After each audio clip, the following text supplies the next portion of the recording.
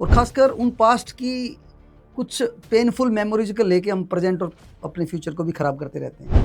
एक गिलास ख़राब पानी का भरा हुआ है, उसमें हमें अच्छा पानी भरना है, तो एक तरीका ये हो सकता है कि अच्छे पानी की टेप को हम उस पर छोड़ते हैं और वो धीरे धीरे बढ़ता रहता है और शिफ्ट हो जाता है। दूसरा तरीका और क्या हो सकता है, तो हम उसकी स्थिति में अपने आप को यदि रख के देखते हैं तो कई बार हमें अपनी गलती महसूस ही नहीं होगी कि गलती मैंने की थी। हमारे कम्युनिकेशन गैप को मैं सबसे बड़ा कारण इसका मानता हूँ।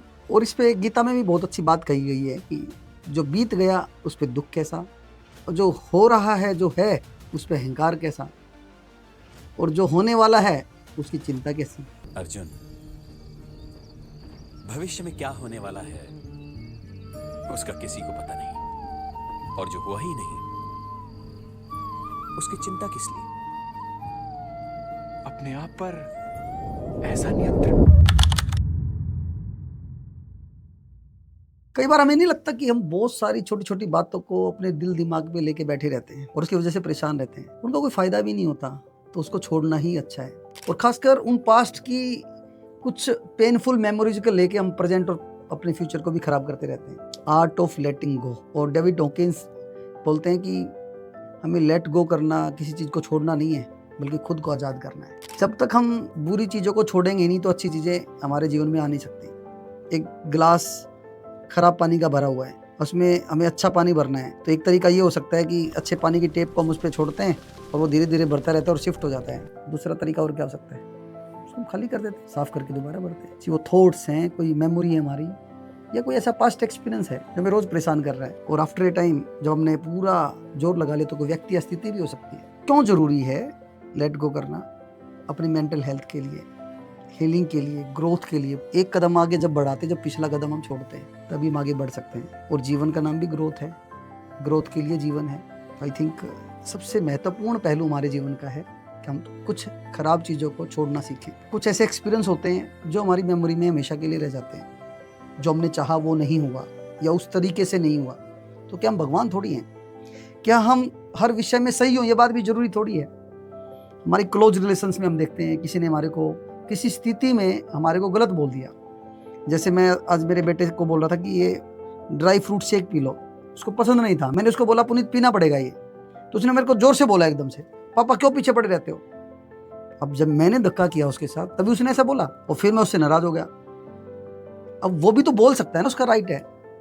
तो हम उसकी स्थिति में अपने आप को यदि रख के देखते हैं तो कई बार हमें अपनी गलती महसूस ही नहीं होगी कि गलती मैंने की थी। और एक बात और मैं बताता हूँ आपको, आप जिस बात को लेके जिस व्यक्ति से नाराज हो उसको कोई फर्क भी नहीं पड़ रहा, उस फर्क को लेके आप ही बैठे हुए हो। तो माफ कर देना, माफी मांग देना, लेट गो कर देना छोटा बनना नहीं है, बल्कि बड़प्पन की निशानी है। आप जितने भी बड़े लोग देखते हैं जिनको आप बड़ा मानते हैं, वो बड़े पैसे में, उम्र में नहीं होते, अपने आदर्श गुणों में बड़े होते हैं। अब हम इसको कैसे करेंगे, इसके भी कुछ स्टेप्स हो सकते हैं।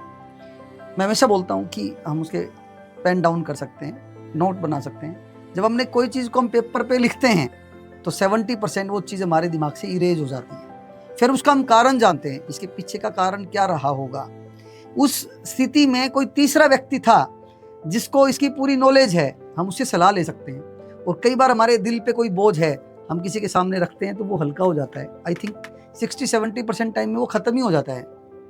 हम उससे 1 to 1 बात कर सकते हैं, अपने पॉइंट्स बना के हम ले जा सकते हैं कि मैं आपकी इन बातों की वजह से थोड़ा परेशान हूँ, आने वाले समय में हम इन पॉइंट को छोड़ के आगे कैसे बढ़ सकते हैं, क्योंकि हमें सेल्फ रिस्पेक्ट भी ज़रूरी है, आगे उस रिश्ते में रहना भी ज़रूरी है।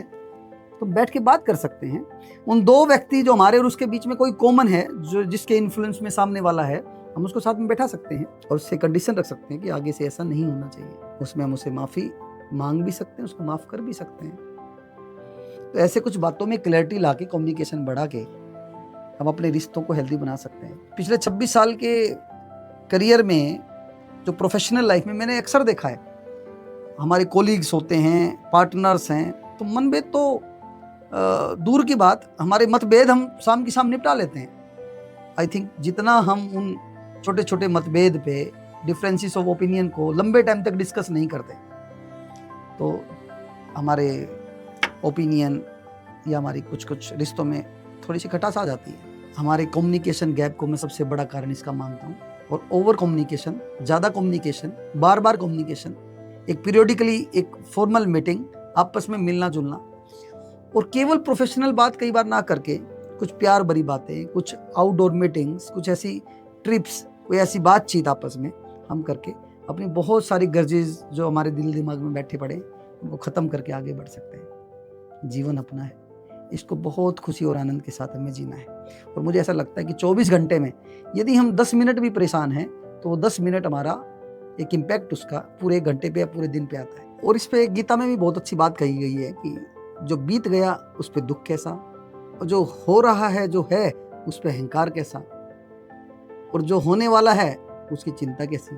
तो मुझे लगता है कि लेट गो करके हम अपने जीवन को बहुत हल्का और आनंदमय बना सकते हैं। तो शेयर कीजिए इस वीडियो को अपने दोस्तों में, अपने परिवार में, जिससे उनको हेल्प हो। और आप भी कमेंट करके मुझे बताइए कि आज से आप कौन सी बात छोड़ने वाले हैं। मैं हमेशा बोलता हूँ, दिल से काम, प्रभु का नाम, सबका सम्मान। धन्यवाद।